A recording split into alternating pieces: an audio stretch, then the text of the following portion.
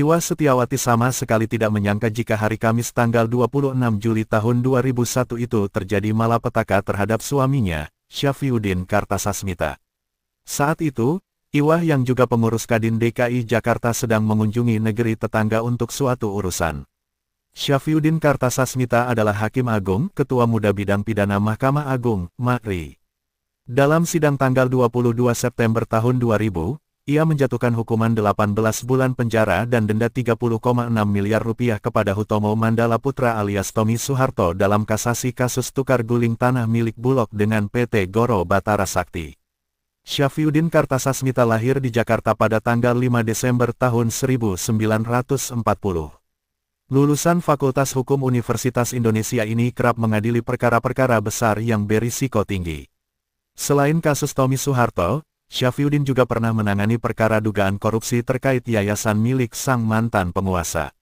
Hakim yang satu ini memang spesialis kasus-kasus terkait Orde Baru. Pada 2001, ia menangani kasasi perkara korupsi Bob Hasan, pengusaha kelas kakap sekaligus mantan menteri yang dikenal dekat dengan mantan Presiden Soeharto semasa Orde Baru berkuasa. Kasasi yang diajukan Bob Hasan ditolak Syafriuddin selaku Hakim Agung MA. Kala itu, MA mendukung putusan Majelis Hakim Banding Pengadilan Tinggi PT DKI Jakarta yang menjatuhkan hukuman 6 tahun penjara dan denda 15 juta rupiah serta ganti rugi kepada negara sebesar 243,7 juta dolar AS.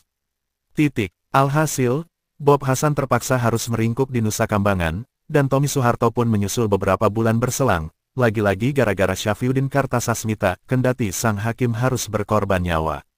Saat Soeharto resmi menjadi terdakwa dalam perkara kasus dugaan korupsi terkait sejumlah yayasan, Syafriuddin jugalah yang mengurusi. Syafriuddin saat itu duduk sebagai ketua majelis hakim dengan anggota Sunu Wahadi dan Artijo Alkostar. Pada tanggal 26 Juli tahun 2001, tepat hari ini 18 tahun silam, seperti biasa Syafriuddin Kartasasmita menjalani aktivitasnya. Pagi sekitar pukul 8 waktu Indonesia Barat, ia berangkat ke kantor dengan mobil.